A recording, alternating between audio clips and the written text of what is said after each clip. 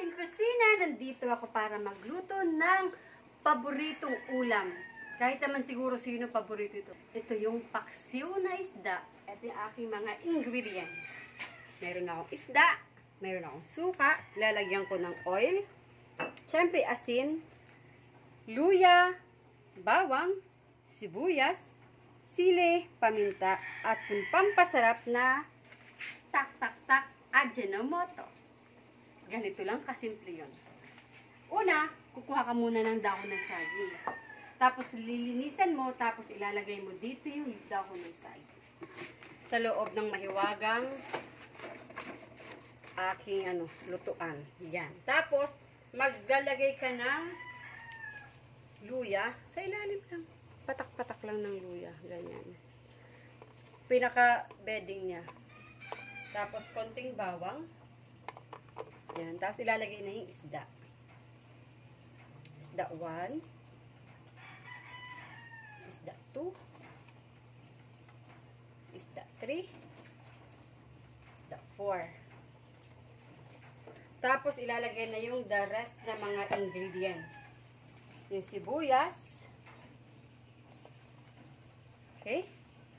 Tapos, yung bawang at saka yung luya. Sabay-sabay na yan. And of course, maglalagay na ako ng paminta. Oops. Paminta. Mga mga 1 teaspoon. Paminta. Tapos, suka. Tansya-tansya sa suka, ah.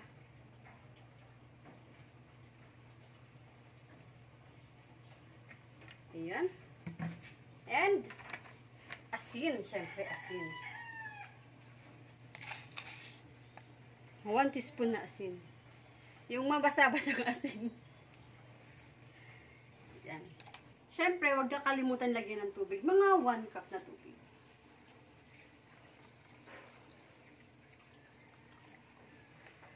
Tapos, okay na yan. Sisindihan ko na at saka tatakpan. Tapos, antayin ko na lang kumulo at magluto. Kumukulo-kulo na siya.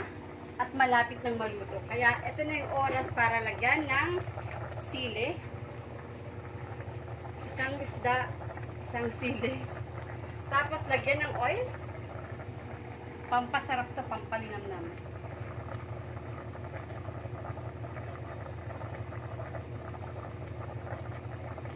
Okay? Tapos, syempre, ilalagay na yung tak-tak-tak, pampasarap, Ajinomoto. Tapos, saglit tatakpan, antayin maluto.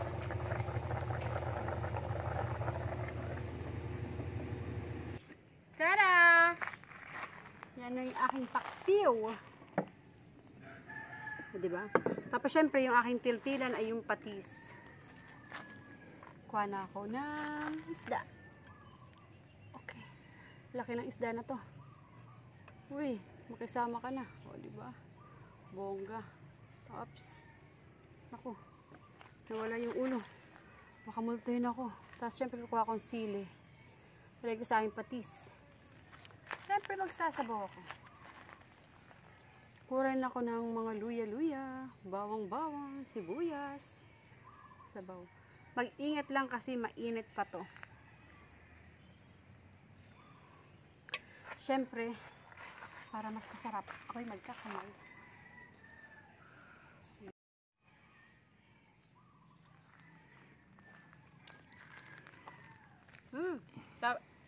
Luya pa lang, ulam na.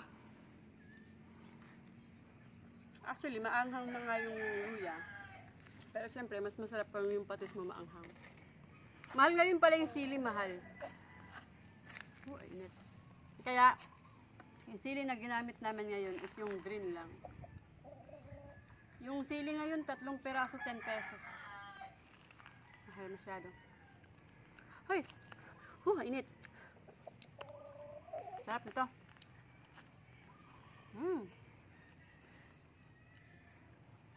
Siya masarap. Ang laman pa ng ano, isda. Hindi siya masyado matinik.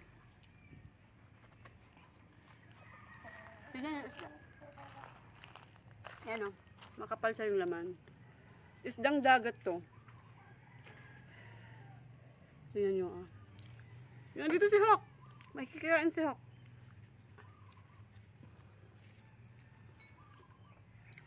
Si Hawk yung aking manok. Huh, init.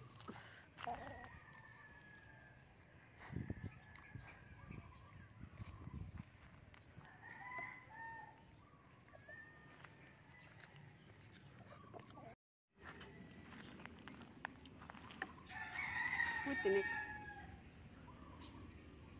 Ang maganda dito sa isda na to, yung tinik niya, alam mo kung nasaan lang, hindi yung kalat-kalat sa laman.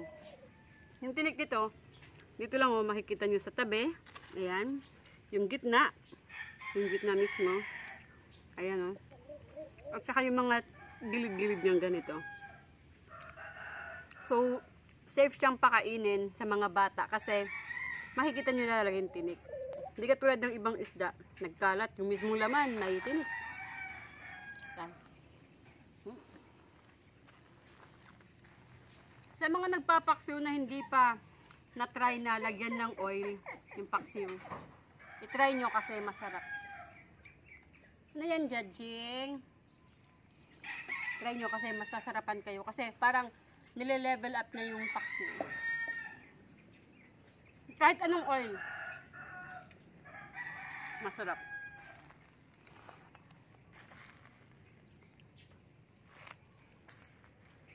Well.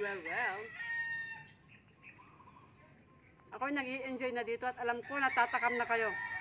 Ano pang inaantay nyo? Magluto na rin kayo ng paksiw? At ako'y kakain na. Ako'y magpapaalam na rin.